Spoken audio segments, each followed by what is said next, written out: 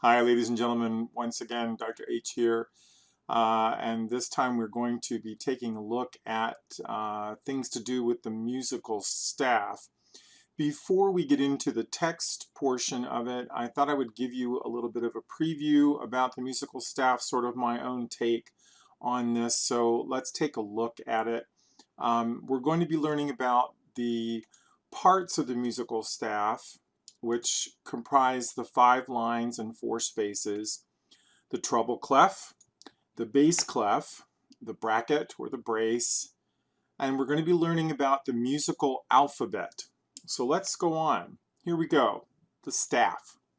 First of all, the staff is comprised of lines and spaces.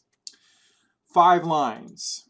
1, 2, 3, 4, and 5. Now these 5 lines then also create 4 spaces. So here we go.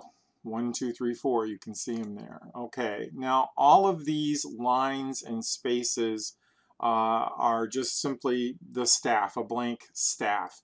But when we add the symbol called a clef symbol or a clef sign, then it becomes the treble staff or treble stave. And by the way, the 2 words staff and stave are used interchangeably. They mean the same thing. The treble staff, music that's written in the treble staff is generally designated for higher voices, flutes, woodwinds, the soprano singing voice or alto singing voice. So you hear higher voices in the treble staff. This symbol is also sometimes called the G clef because this little curly Q here around it is sort of on that second line in the staff, which is known as G. We're going to find out more about that in a moment. So let's talk a little bit about the musical alphabet. First of all, let's learn that it starts with the same letters as the regular alphabet, A, B, C, D, E, F, and G, but then it does something unique. It repeats, it starts over. So it goes A through G and then starts over. And it does this repeatedly. That's just the musical alphabet. It's only those 7 letters, A through G, and then it repeats. There's no H, no I, no J. How does this work in conjunction with the musical staff? Well, in one way, it has to do with these lines and spaces. So let's get that treble clef back up there, that treble staff, and we're going to assign letter names to each of these lines and spaces. Let's start with the spaces. The first space is the letter F. Second one is the letter A, followed by C, and then E. And of course, these spell the word face. So that's pretty easy to remember. The spaces to the treble clef are F, A, C, and E. Excuse me. And then, of course, the lines also have letter names starting with E, on to G, B, D, and F. Now, obviously, the lines do not spell a word, but there is a little acronym that goes with it. Every for the letter E, good for the letter G, boy for the letter B, does for the letter D, and fine for the letter F. Every good boy does fine. Now, when we put these two juxtaposed against each other, the lines and the spaces, we see something interesting going on here, and that we have an alphabetical order. So if you can remember face, you can remember the rest of the lines. Face obviously is for the spaces, but if you can remember what comes before F, E, and what comes after F, G, then you get the idea. This is alphabetical, starting with E, F, G, A, B, C, D, E, F, and so on. Okay, so we can see how that works, obviously, just by looking at this. When we begin to look at other clefs, such as the bass clef, there is a different order. So once again, remembering the alphabetical ideology behind this, E, F to G. But let's take a look at now something called the bass staff. We have, again, those same 5 lines and 4 spaces, and then we also have the bass clef symbol. This is often referred to as the F clef because the little curly thing here is along this 4th line, and that 4th line is also between these two dots here. That's the line for F. So this is often referred to as the F clef, but we're going to call it the bass clef symbol. Like the treble clef, the bass clef also has lines and spaces, and there are letter names associated with each of these. Here we go. The spaces are A, C, E, and G. Obviously, that does not spell a word, but there is an acronym for that. The lines are G, B, D, F, and A, and obviously that does not spell a word either, but the lines and spaces for the bass clef do have acronyms. The one for the spaces, all cows eat grass, or you could also say all cars eat gas. And the lines, well, that one's a little bit different. There's a couple of them, but we'll start with one. Good boys do fine always. And then I have a favorite. Good burritos don't fall apart. So if you need to remember these, if you have trouble memorizing them individually, think of the acronyms that go with it. Also note, this is alphabetical, again, starting with the bottom line, G. Remember, the alphabet repeats. It starts over A, B, C, D, E, F, G, and then A. Okay, so this is a little prequel, if you will, to the musical staff. Now let's take a look at what your textbook has to say. Okay, so here we are looking at our text, the section on the staff, which is the second section. And I'm going to let you read through the introduction. You'll find that this is there's very little difference between what this says and my introduction. I only give you my introduction to give you just a little another take on what's going on. But do understand that we're talking about lines and spaces. Also remember the tools that you have going through using the Show Me button. This is showing you how the notes are placed on the staff using a note head, which is that little oval turned on its side. I'm going to, again, let you read through all of this because I think you all have the capability to read. But understanding what note placement is, take a look at these little boxes and do click on the Show Me.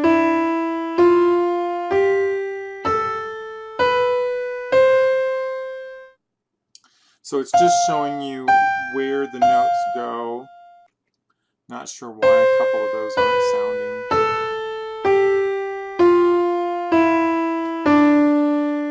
Okay, and then you can try this by just simply placing the note up and down. And when you have it placed just right, it will sound for you. So you just got to click on it and drag it, and you can go all the way up to the top. Okay, and then it's going to introduce something to you that we didn't talk about, and that is ledger lines. Ledger lines are simply a continuation of the musical staff. The thing to remember is that we're not limited by the 5 lines and 4 spaces of a musical staff. We can go above and we can go below, and this is a demonstration of that.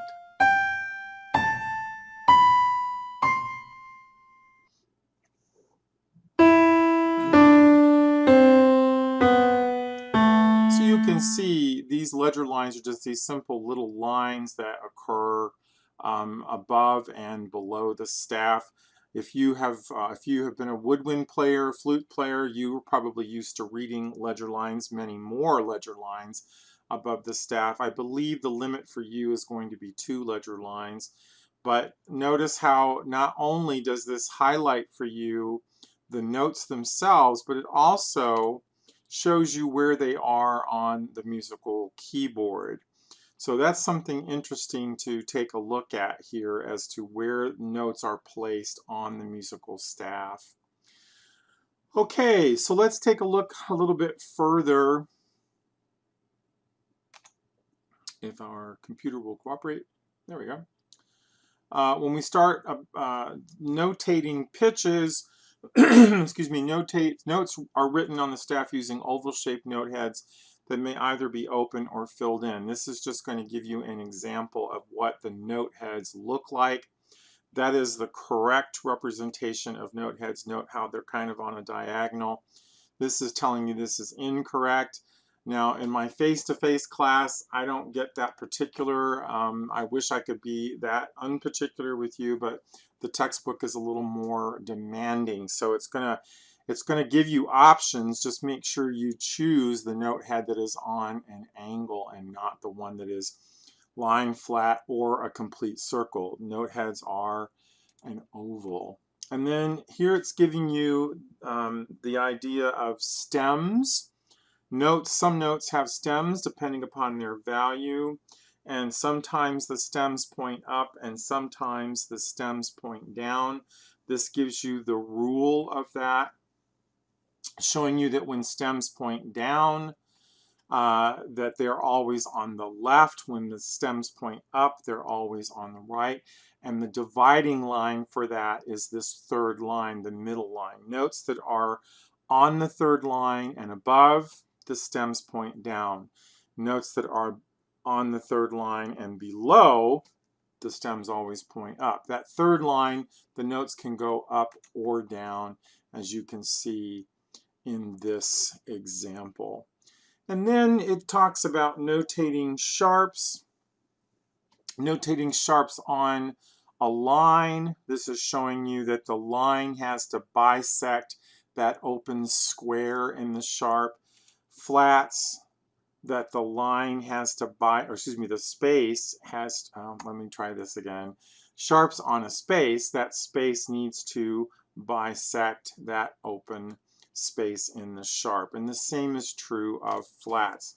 And again, folks, you can click on this show me button as many times as you like, and it will show you as many times as you like. Same thing with the flat. Notice how on the space is what's bisecting the open portion. Here the line is bisecting, and the same is true of the natural symbol. And if you remember the little lecture I gave on the introduction to the keyboard, these were the symbols that I introduced to you at that time, reflecting accidentals. So this shouldn't be completely foreign to you. Hopefully you're getting the idea of how they function and how they affect pitches.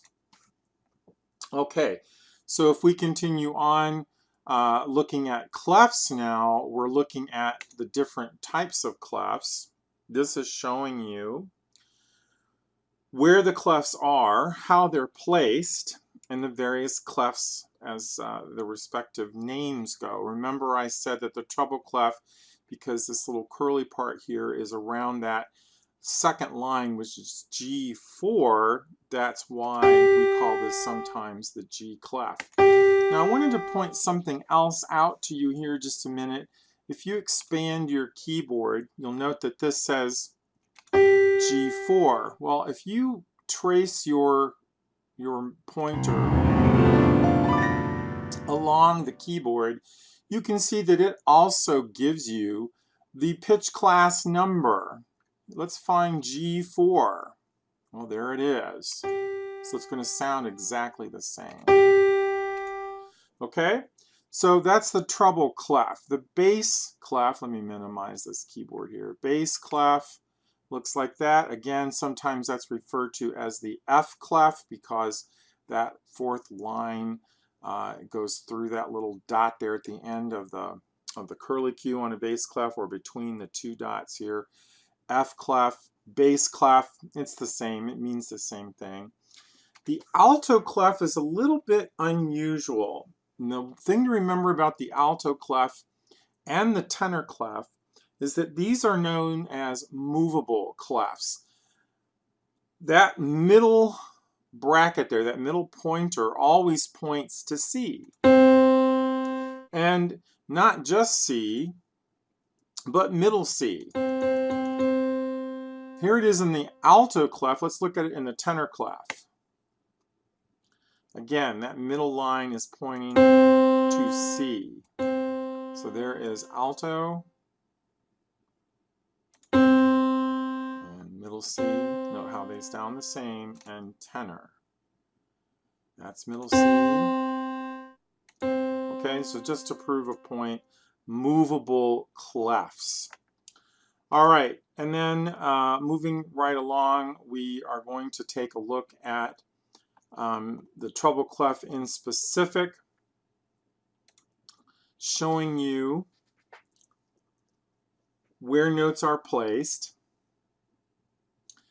how to write it, how to draw it. Note that it says the treble clef and the G line.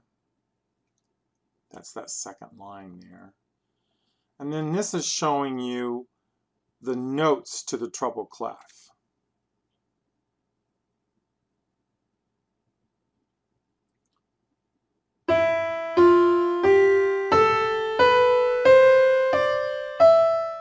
So it's showing you where they are on the staff. And if you were to expand your keyboard and you were to start on this note and you play each of these, notice how it highlights them for you. So not only can you see where they are, I'm not sure why we can't go up and, oh, because that's the top of the line. We started here and we would go up. It's going to sound the same. Okay, so from E, oops, sorry, that's D, all the way up to that F. E to F. Okay, so please take advantage of these. Here is a piece of music showing you music that is utilizing ledger lines, and also notice the accidentals in something called the key signature. But this entire piece of music is written in the treble clef. That might be something for you to take a look at. And then I'm going to let you read about this mnemonics, the Greek word reading to remember. It's just that acronym thing we talked about in my prequel to this. Every good boy does fine, and face, and so forth. So I'm going to let you play around with those. If you have any questions, just email me. And then the bass clef is a similar example. It is showing you that it is an F. The center around that F pitch, that line bisects those two dots and ends right through that little curly Q at the end of the bass clef. This is showing you the notes and where they are on the piano keyboard.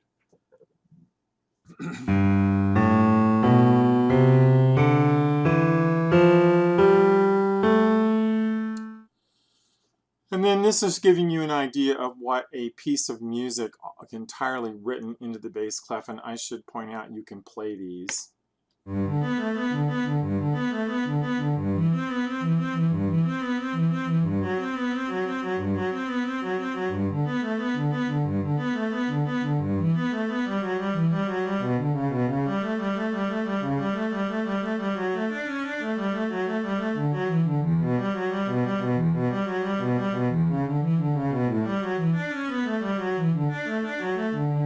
So there you go, just a little bit of a sampling of a piece of music written entirely for bass clef. The bass clef is reserved for instruments like the cello or the trombone or any low sounding instrument or bass voice, and sometimes even tenors will read the bass clef. So here we go, talking again about the mnemonics. Just good boys do fine always, all cows eat grass. I did give you some of those acronyms already in the prequel.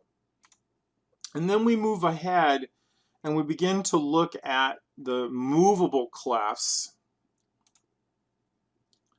Again, just pointing out that middle line points to C, or this one says C4. And that's a little bit of an error, I must point out. This is C4. I'm not sure why they're giving you F. I'm going to have to talk to the people at C4E, because that is an error. So also take a look at this.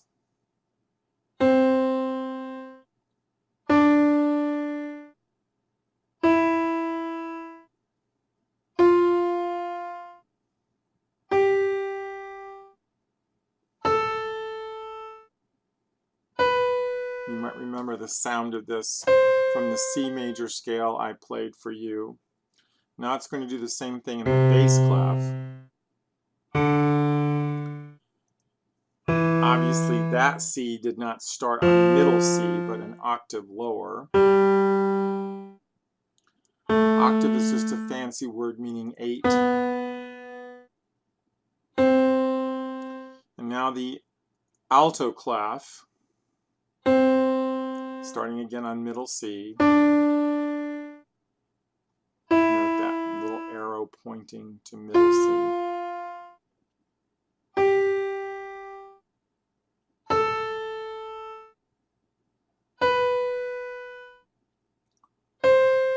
Okay, so these clef symbols have different uses. Obviously, the treble clef, again, for the higher voices, bass clef for the lower voices.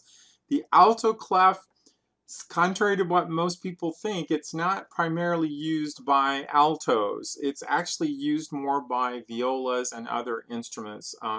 Essentially, it serves a purpose in instruments like the viola and cello and other instruments that read the C clef. It gives you the opportunity to write music so that you don't have to use a lot of ledger lines. So it's a nice, useful tool. And I'm going to let you practice on writing notes on your own. Let's move ahead so we can take a look at the next component of this, which is the grand staff. The grand staff is simply a joining of the treble and bass clefs together.